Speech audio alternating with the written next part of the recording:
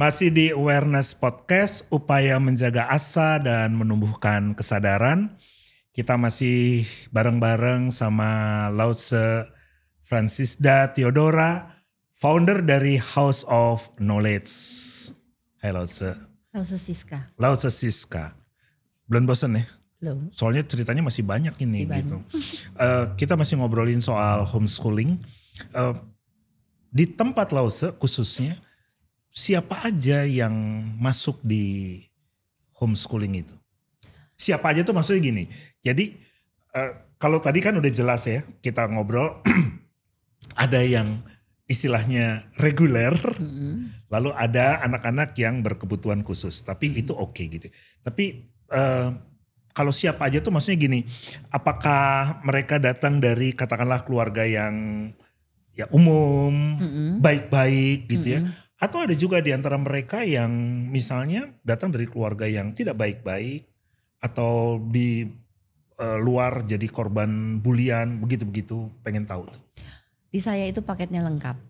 Oke. Dari yang terbaik sampai yang terburuk lengkap semua ada. Sampai yang sedang-sedang ada juga terbaik ada. Tuh kayak apa, terburuk tuh kayak apa, yang sedang-sedang aja ada lagunya tuh.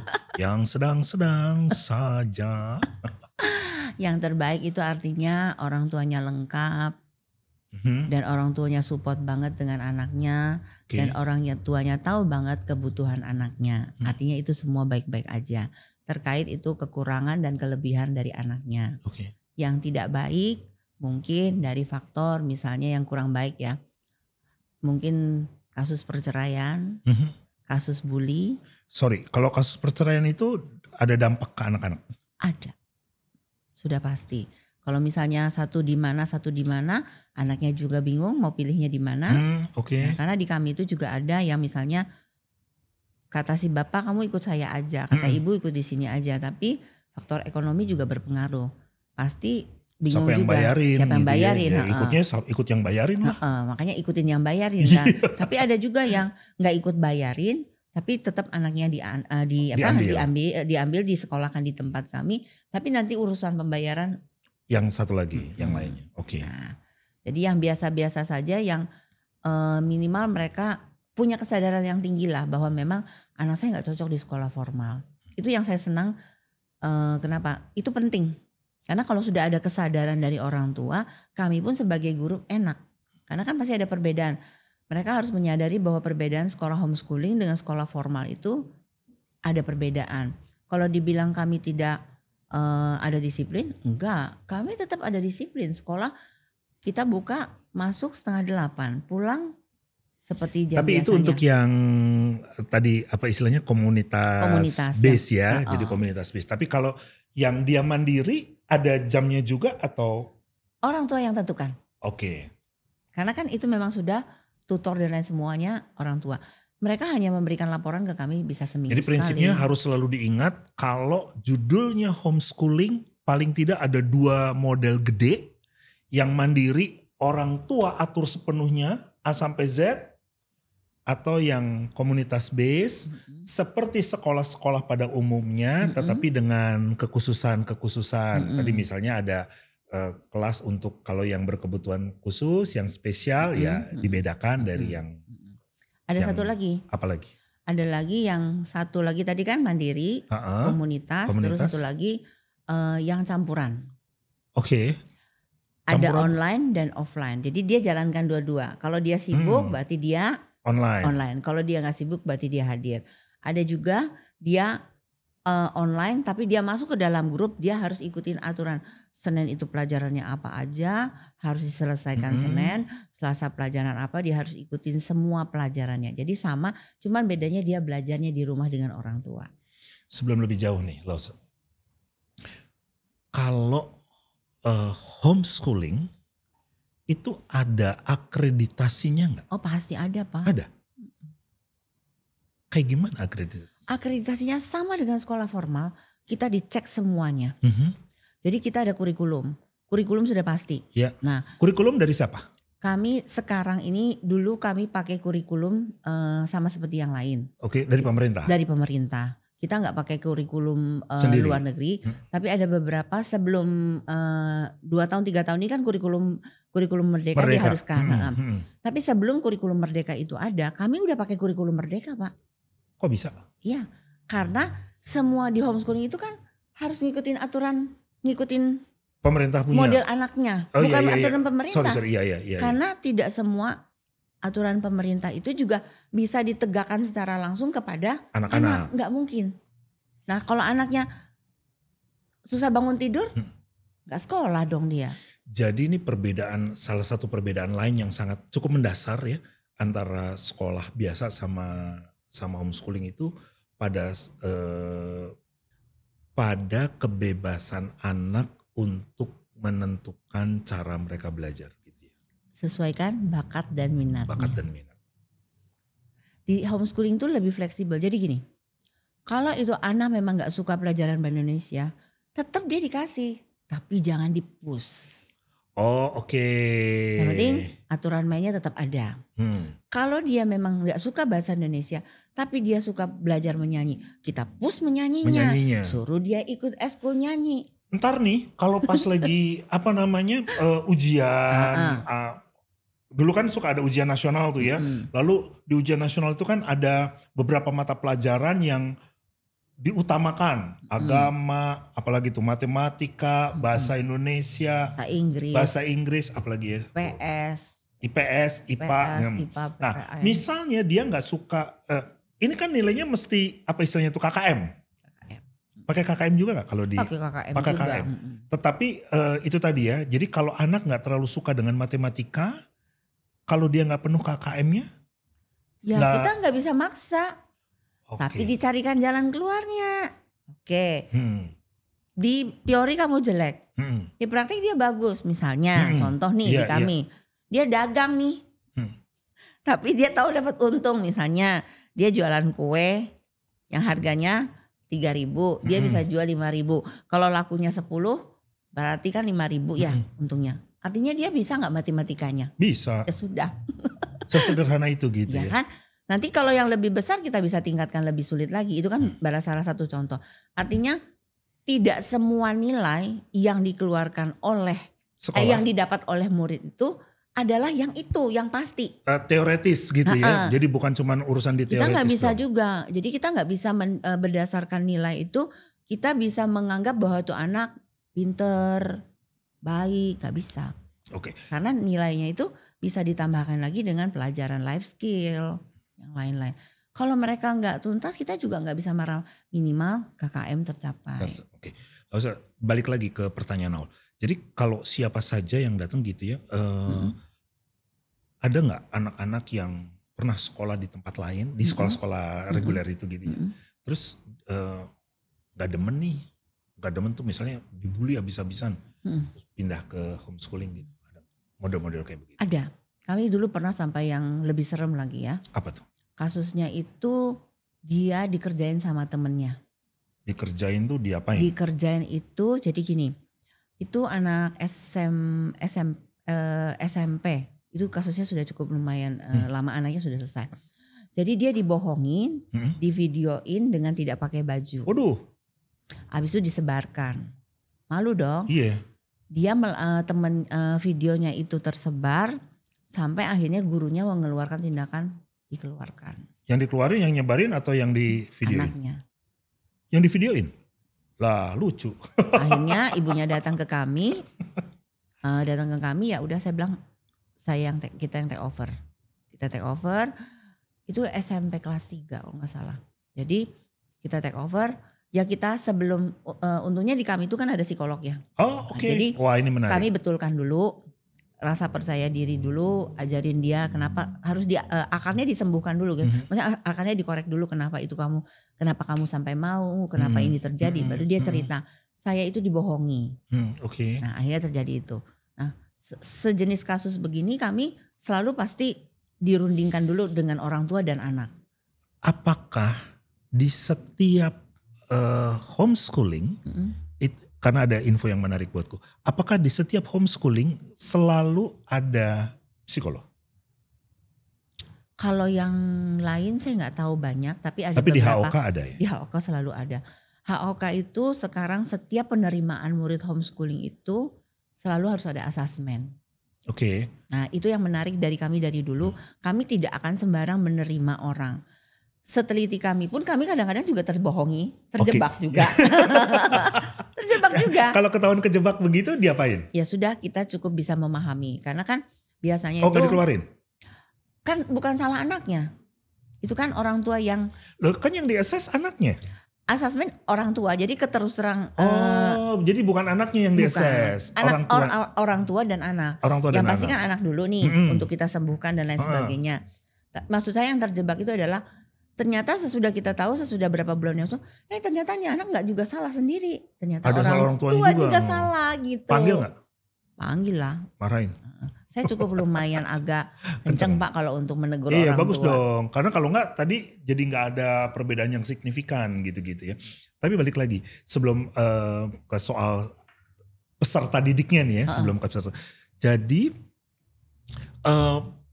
assessment dari psikolog soal anak-anak itu sekadar, bisa nggak tepat nih kata sekadar ya. Tapi sekadar untuk tahu oh nih anaknya kayak begini. Itu saja atau assessment itu bisa menentukan apakah anak ini diterima atau enggak? Betul. Betul. Oh sampai di situ ya? Memang harus. Jadi kalau dia nggak bisa diterima dari assessmentnya nggak bisa diterima? Iya. Apa yang? Kalau kita juga harus menyadari sebagai homeschooling kami juga harus menyadari kita harus mengukur juga kebutuhan kami. Terutama untuk anak yang spesial ya, yang berkebutuhan tadi. Kalau dia memang sudah tunarungu, tunagrahita dan lain-lainnya. Kita juga nggak bisa karena kita juga tidak lengkap. Berarti dia tempatnya kan bukan di homeschooling tapi di SLB. Oke, kalau misalnya gini, tunarungu, tunagrahita itu kan fisik, secara fisik aja kita udah bisa lihat ya. Oh oke gini, kita udah langsung bilang sorry nih nggak bisa gitu. Tapi kalau karena benar-benar pengen tahu ya. Tapi kalau yang terkait dengan psikologi perilaku gitu, itu kan di dalam tuh makanya perlu dilakukan assessment gitu ya. Nah apa sih Lao Tse yang hal-hal yang bisa gini, nggak bisa lo nih di sini nih. Ya pasti kita nggak mungkin. Tapi puji Tuhan kami belum dapat sampai segitunya. Ya, jadi yang kami asesmen itu pasti minimal kognitifnya, behaviornya itu kita harus assess dulu. Karena kami juga takut kalau terima anak yang brutal banget kan serem gitu, kita juga takut. Nanti atau dia tusuk orang gitu itu dia kan itu yang kita juga harus pikirkan juga. Terus wawancara orang tua, makanya kami selalu pisahkan begitu dia daftar, asesmen ada sendiri, wawancara kita ada sendiri. Biasanya saya melakukan dengan orang tua untuk wawancara. Jadi saya tanya dulu, saya gali dulu kenapa dipindahkan. Nah, apakah karena faktor ekonomi? Belum tentu juga. Ada yang pernah saya datang ke kami, anak kami itu termasuk yang apa? Klepto. Klepto. Lah kalau saya terima juga, kita kan juga takut juga ya Pak. Tapi enggak dicek aja dulu kleptonya urusan apa nih gitu. Jadi kami juga maksudnya enggak sembarangan juga sama-sama. Kalaupun saat itu, karena kan kita pasti kalau waktu mau menerima, bukan hanya saya menerima juga, kami memberikan aturan mainnya seperti ini. Bisa nggak ikutin aturan kami? Kalau ikut aturan kami ya kami terima. Kalau tidak ya silakan cari sekolah tempat lain. Dari semua yang sekarang ini ada di HOK khususnya, persentasenya berapa mereka yang memang mau langsung masuk ke sana sama yang udah pernah di tempat lain lalu mengalami persoalan-persoalan terus baru datang ke sini. Kira-kira berapa persen? Yang untuk langsung mau sih kebanyakan mereka udah tahu dari omongan orang, mungkin tahu tentang kita HOK itu 80%. 80% mereka punya tanggapan positif untuk masuk ke tempat kami.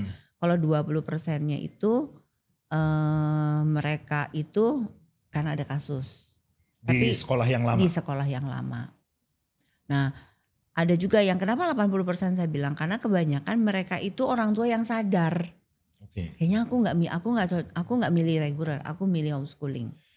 Nah sesudah kita cek, oh ternyata anaknya ada kesulitan nih di kognitif, Mm-mm. lambat, slow learner. Ya, ya. Mereka autis, mungkin ada juga mereka artis, mereka nggak bisa. Oh ada anak artis di situ. Ada artis saya di situ, ada pembalap saya juga di situ, saya ada petinju di situ. Kalau bapaknya petinju, anaknya petinju. Mau gimana kan?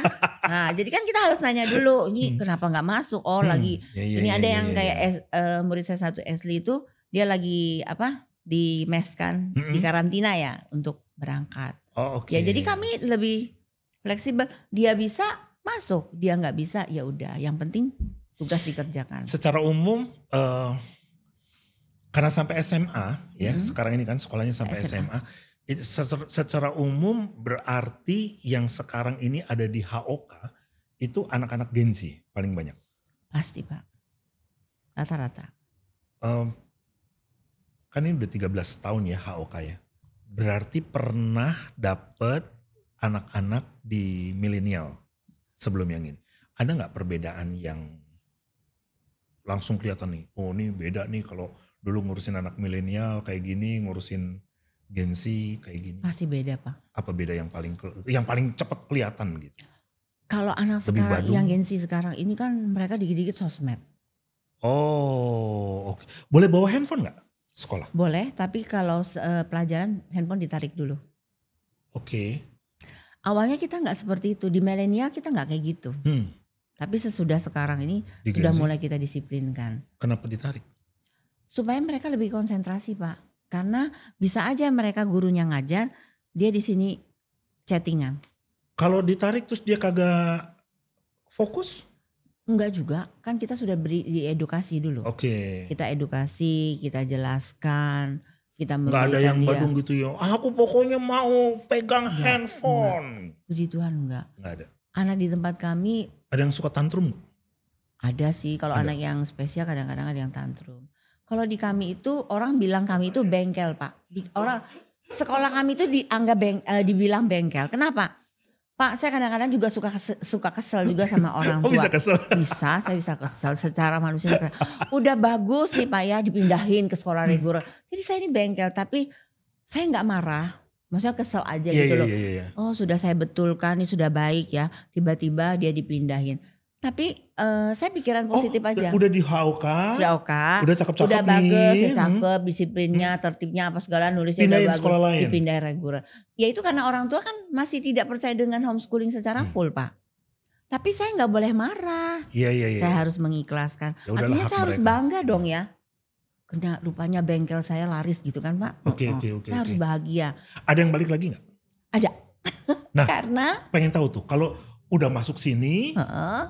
Entah apapun lah ya. Alasannya pindahin ke sono. Udah sampai di sini. Balik lagi gitu. Ada Pak. Kalau yang begitu kenapa tuh biasanya? Ya saya malah seneng kalau begitu Pak. Oh iya tapi biasanya kenapa tuh? Kenapa? Gitu? Udah Karena- sampai di sini, lu balik lagi akhirnya. Karena ke tempat yang di sana yang baru dia tidak bisa memenuhi kebutuhan anaknya. Dia baru sadar bahwa tempatnya bukan di situ. Nah kalau begitu saya tinggal ngomelin orang tuanya aja Pak. Makanya saya bilang jangan terlalu memaksakan keinginannya. Gitu. Hai para orang tua, dengar ya. Barusan. Karena kan apalagi sekarang kan tadi Bapak bilang generasi Z kan, Gen Z kan. Iya betul. Itu gak bisa kayak gitu Pak, gak bisa Paksa. dipaksa. Menurut Lause, kenapa gak bisa dipaksa? Rapuh kah? Bukan karena rapuh bahasanya ya. kayak apaan aja. Sedih banget kalau dibilang rapuh. Karena Lemah. gini ya Pak. Kalau saya pribadi ngelihat anak sekarang ini, semua media, semua kebutuhan mereka untuk belajar itu tidak perlu lagi orang tua yang mencukupi karena mereka sudah bisa. Betul. Dengan dia dapat itu bisa akses kemana-mana, dia akan merasa dia lebih pandai daripada orang tua. Emang. Jadi dia akan melawan orang tuanya. Jadi sebaiknya kalau menurut saya saran saya kepada orang tua, kita seperti main layang-layang saja. Dia terbang, dia mulai kemana? Tarik, ulur lagi, tarik lagi. Karena memang itu yang cocok buat mereka. Jadi kalau zaman Bapak sama zaman saya atau zaman milenial itu sudah beda. Makanya ada orang bilang kurikulum kok ganti terus.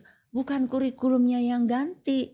tapi kurikulum yang berdasarkan perubahan dan keadaan zaman. Nah, Sesuai sama. kebutuhan gitu lah Sesuai ya kebutuhan, mestinya ya. iya. Sekarang anak-anak dulu zaman kita belajar gurunya dikasih gini. Anak-anak baca buku IPA pelajarannya adalah tentang es mencair membeku. Kita kan kita nurut kan. Iya. Kita cari sendiri Betul. kan. Kita cari sendiri tuh yang es mencair. Kita masukin lagi air di kulkas gitu. Membeku. Anak sekarang itu kalau kita ngomongnya kayak gitu didengerin doang.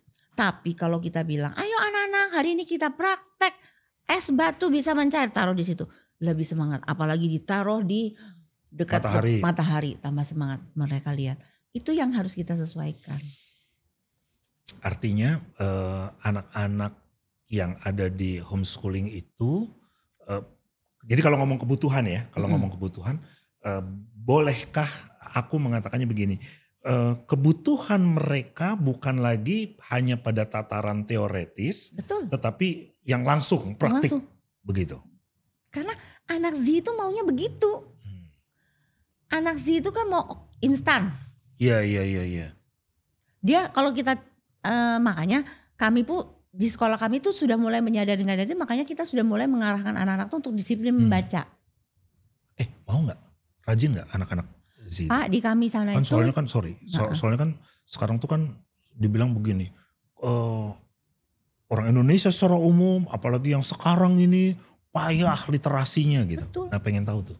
Kalau di kami homeschooling itu 15 menit sebelum masuk ke dalam sekolah dipaksa untuk masuk ke taman bacaan. Sekarang kami di sekolah kami tidak bikin menggunakan perpustakaan. Perpustakaan saya hilangin. Iya. Karena kalau pakai bahasa perpustakaan tuh pikirannya kita tuh, waduh ini harus disiplin nih, tenang ruangannya gitu kan, gak boleh berisik gitu kan, harus ngambil dulu gini kan, diteliti dulu. Kalau kita enggak, makanya kemarin kami baru diresmikan sama Pak Pilar, Taman Bacaan. Wakil Wali Kota Tangsel. Keren. Makanya sampai saya ditanya, kenapa kok gak pakai perpustakaan? Gak bakalan didatangin kalau perpustakaan. Ya iyalah.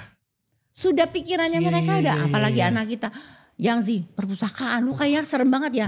Tapi kalau dibilang taman bacaan masyarakat, ini bikin masyarakat ini siapa nih ya? Kita juga masyarakat. Makanya kami buka itu supaya orang tua pun juga membaca. Masalahnya anaknya itu gak suka membaca gara-gara ya dia lihat orang tuanya gak pernah baca juga kan. Bacanya handphone kan. Betul. Nah jadi kami ajarin itu supaya mereka minimal mengajarin. Dengan membaca juga ngajar apa? Konsentrasi, ketenangan, fokus. Tetap peraturan kan kalau di perpustakaan gitu ya selalu ada aturan. Salah satunya itu ya kagak boleh berisik, mesti tenang. Kalau habis ambil buku balikin lagi ke tempatnya. Modelnya sebetulnya sama. Hampir sama. Cuman judulnya aja diubah. Gitu. Di sana saya tambahin sedikit. Di sana itu kita ajarin anak yang TK ambil buku, buka bukunya, kembalikan lagi bagaimana. Ada yang TK nggak bisa baca kan Pak, lihat gambar doang. Justru dari gambar-gambar itu jadi menarik buat mereka. Belok dikit. Boleh. Belok banyak juga nggak apa-apa. Jangan. Kalau kebanyakan tuh susah baliknya lagi ntar tuh lupa gitu. Anak TK, tadi kan Lose bilang anak TK belum bisa baca. Bukannya emang kalau di TK mestinya nggak usah baca dulu gitu ya. Jadi TK ya udah main. Tadi ada kelompok bermain betul ya. Jadi pokoknya di kepalaku nih ya, mestinya ya udahlah main aja. Kapan mulai belajar huruf, kenal angka, baca tulis? Ntar kalau kelas 1 SD gitu. Begitu gak sih sebetulnya? Atau ini orang tua yang kepengen enak doang? Sebetulnya sekarang susah juga ya Pak ya. Kalau saya pribadi bilang yang namanya TK memang tidak boleh secara letterlock kita mengenalkan membaca. Oke. Tapi mungkin kita agak bikin manis aja, belajar sampai bermain. Oke. Jadi membacanya mungkin dengan ABC, dengan nyanyian, dengan tebak-tebak huruf. Itu mungkin di kelompok A, di kelompok B mungkin disambungkan lagi 2 huruf gitu ya. Karena kita harus berikan itu juga di TK. Dulu saya juga pernah ditanya ke orang tua, kenapa harusnya TK gak boleh seperti pertanyaan Bapak? Tapi gak bisa, kalau seandainya dia lulus TK, pasti di sekolah yang baru yang dia tuju pasti ditanya. Di tesnya baca tulis lagi Bapak. Gini, nih ngomong lebih sempit lagi, di HOK. TK-nya di HOK, masuk ke SD-nya di HOK. Dilakukan yang tadi Lause bilang, tetap tes apa segala macam. Tidak, Oh enggak, langsung saya terima. terima aja kan. Jadi Meskipun anaknya nggak bisa baca tulis ya Pak, iya. karena itu akan nyambung di kami. Nah di kami itu telitinya kami, begitu dia masuk, apalagi yang sudah dari kami ya, masuk kita tahu nih dia bacanya belum, tapi dia tahu huruf. Di kelas 1 itu kita ajari secara personal, supaya dia bisa lebih lancar, karena gurunya akan lebih kontennya untuk melatih anaknya untuk membaca. Jadi kalau kita ngomong Gen Z, itu masih masuk sampai di anak-anak yang sekarang SD, masih masuk di Gen Z begitu ya.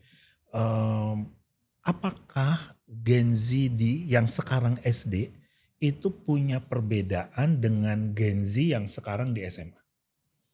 Pasti Pak. Apa perbedaan-perbedaan yang paling? Yang SD dengan SMP. Yang lo lihatnya gini, sama-sama Gen Z, jadi bukan secara akademik ya, tetapi mungkin lebih ke perilaku nih gitu. Di SMA Gen Z-nya udah rada gimana, yang di sini lebih gimana gitu. Jangan bicara soal yang SD kelas 1, 2, 3 ya Pak. Kita bicaranya agak masuk ke 5 ke 6. Anak SD yang kelas 5, 6 itu saya nggak ngerti bagaimana orang tua sudah memberikan kesempatan kepada anaknya. Jadi sebenarnya Gen Z itu juga dibentuk dari orang tua kalau menurut saya. Memang. Ya, jadi orang tua yang membiarkan, jadi jangan membuat diri. enak, membuat nyaman. Yang penting aku bisa cari duit, nih saya kasih aja gitu kan. Iya benar. Kan? Jadi jangan rasa gini, ini Gen Z gini. Weh. Kayaknya dia bangga ya, padahal dia salah ya kan. Saya juga menegur orang tua. Artinya kalau mereka sudah dibentuk begitu, mereka akan lebih besarnya akan lebih parah lagi. Kalau tidak ada aturan loh ya. Nah, kalau yang di SMP, SMA mungkin masih bisa disetel. Diingatkan dengan cara edukasi terus. Nah, itu kali yang perbedaannya. Kalau menurut saya sih mungkin lebih lebih membahayakan yang SD. Yang SD. Daripada yang di SMA. Apa? Di sini tuh kenapa dibilang lebih berbahaya? Karena kalau mereka sudah terbentuk dari dasarnya, untuk merubah mereka untuk nantinya ke depannya itu sudah susah. Itu yang sulit. Di psikolog itu main. Karena masuk ke pola pikir ya, dan masuk ke otak kecilnya. Secara sederhana tuh judulnya parenting begitu ntar ya. Kalau begitu sebelum lebih jauh lagi kita break dulu karena udah waktunya udah habis. Padahal sudah panas loh Pak. Iya makanya nggak apa-apa. Kita dinginin dulu ntar panasin lagi. Nanti kita kembali lagi tetap di Awareness Podcast, upaya menjaga asa dan menumbuhkan kesadaran. Bye.